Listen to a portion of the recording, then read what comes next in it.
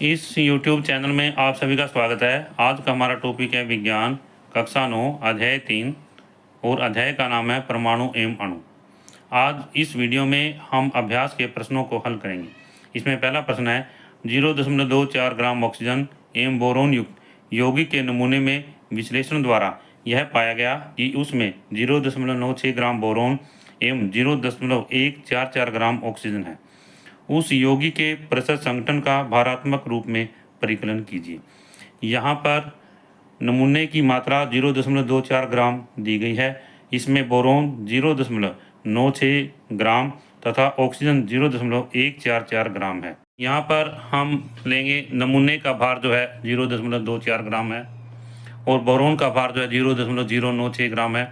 Oxygen का भार 0.144 ग्राम है। अब बोरोन के मात्रा बोरोन का भार जो है प्रतिशत कितना होगा उस दिए गए सैंपल के अंदर या नमूने के अंदर। बोरोन का भार बटे नमूने का भार गुणा 100 के। इसमें 0.096 बटे 0.24 गुणा 100 के, ये कितना आ जाता है 40% आ जाता है। अब ऑक्सीजन का भार कितना होगा प्रतिशत में। ऑक्सीजन का भार बटे नमूने का भार गुणा 100 और 0.144 बटे 0.24 गुणा 100 के, ये जो है हमारे पास में 60% आ जाता है।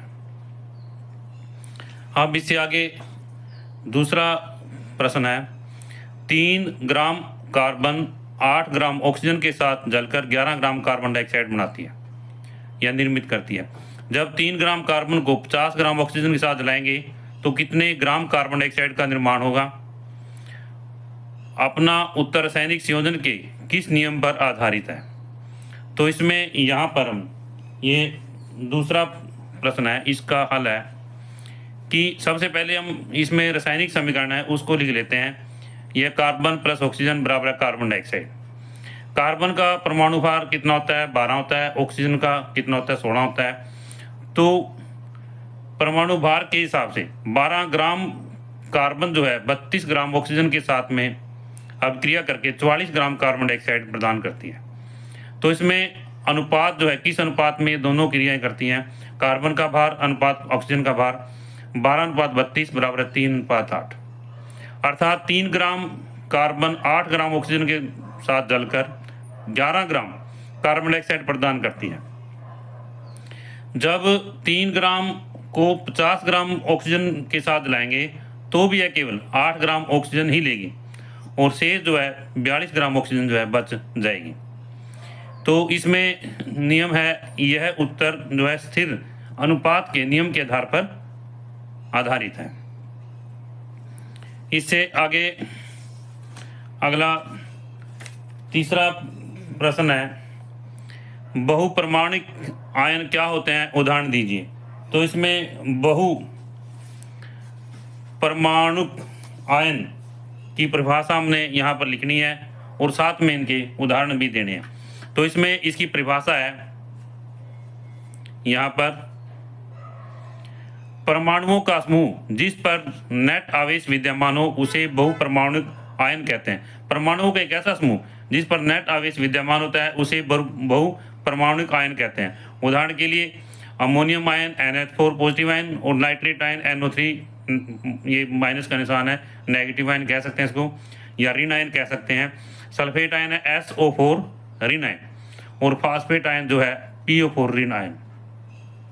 इस तरह से यहाँ पर हमने बहु परमाणु हैं इनका हमने उदाहरण दिए यहाँ पर। इससे अगला है निम्नलिखित के रासायनिक सूत्र लिखिए। Magnesium chloride, calcium chloride, copper nitrate, aluminium chloride, calcium carbonate आदि। तो यहाँ पर जो रासायनिक सूत्र है इसमें यहाँ पर है मैग्नीशियम क्लोराइड का रासायनिक सूत्र MgCl2 है, कैल्शियम क्लोराइड का रासायनिक सूत्र CaCl2 है, कॉपर नाइट्रेट का CuNO3 ट्वाइस और एल्यूमिनियम क्लोराइड का AlCl3 है। इसी तरह से कैल्शियम कार्बोनेट जो है कैल्शियम कार्बोनेट CaCO3 इसका रासायनिक सूत्र है। इसे अगला 5वां प्रश्न है निम्नलिखित यौगिकों में विद्यमान तत्वों के नाम दीजिए। जो इसमें यहाँ पर यौगिक दिए गए हैं जैसे बुझा हुआ चूना है, हाइड्रोजन ब्रोमाइड है, आगे यहाँ पर बेकिंग पाउडर है और इसमें यहाँ पर पोटासियम सल्फेट है। हमने यहाँ पर इनके जो इनमें तत्व विद्यमान हैं उनके नाम बताने हैं। तो सबसे पहले यहाँ पर हम लेते हैं बुझा हुआ चूना। तो इसमें बुझा हुआ चूना जो है इसका रासायनिक नाम है कैल्शियम हाइड्रोक्साइड। क्या नाम है? Calcium hydroxide. यहाँ पर कैल्शियम हाइड्रोक्साइड CaOH2। रासायनिक सूत्र क्या है इसका? CaOH2। अब इसमें कौन कौन से तत्व विद्यमान है? जैसे सबसे पहले तो Ca विद्यमान है, फिर O विद्यमान है ऑक्सीजन, फिर क्या है? हाइड्रोजन विद्यमान है। तो जो कैल्शियम हाइड्रोक्साइड है CaOH2 है, इसमें कैल्शियम, ऑक्सीजन और हाइड्रोजन तत्व जो है विद्यमान है। इसके बाद में अगला है हाइड्रोजन ब्रोमाइड।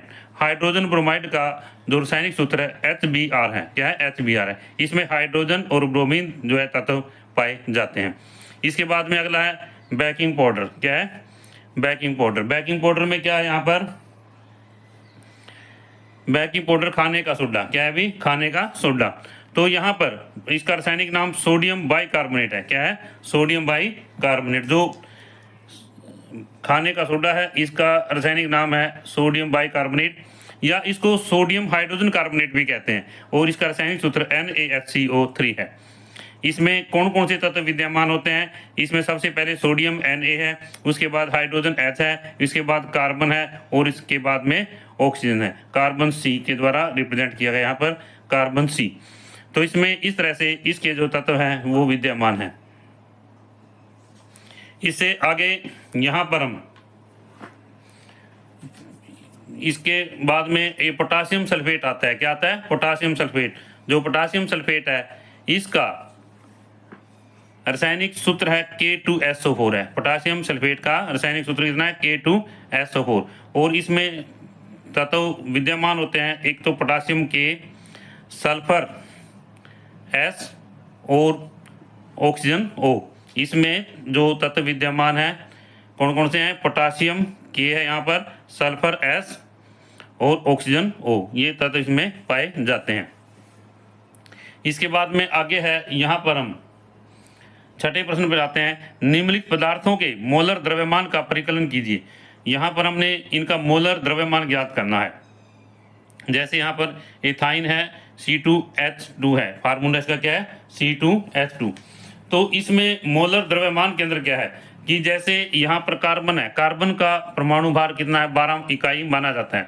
तो यहाँ पर हम कार्बन को 12 ग्राम लेते हैं, और हाइड्रोजन का जो परमाणु भार है 1 इकाई माना जाता है। यहाँ पर 2 हैं हाइड्रोजन के परमाणु, तो 2 ग्राम लेंगे।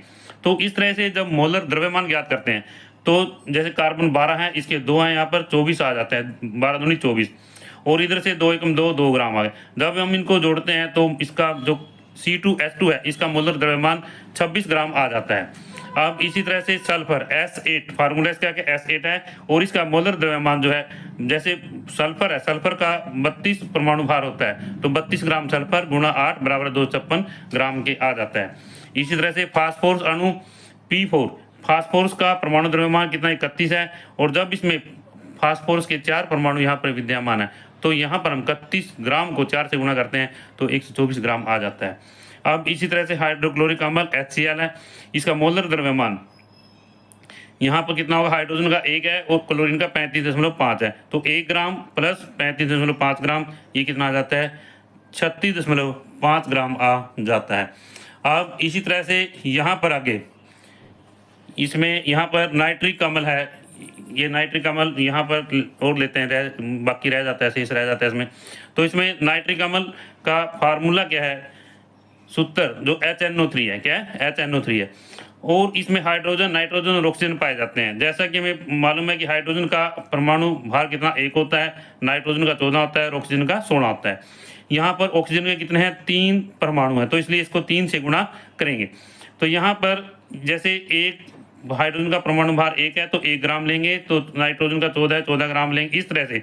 तो 1 + 14 + 3 को 16 से मल्टीप्लाई करते हैं, 16 को 3 से मल्टीप्लाई करते हैं तो 48 आ जाता है, और हम इन सभी को जोड़ करके 63 ग्राम आता है। तो कहने का भावार्थ क्या है कि जो नाइट्रिक अम्ल है इसका जो मोलर द्रव्यमान है 63 ग्राम है। यदि यह वीडियो आपको अच्छी लगे तो आप इस वीडियो को लाइक करें,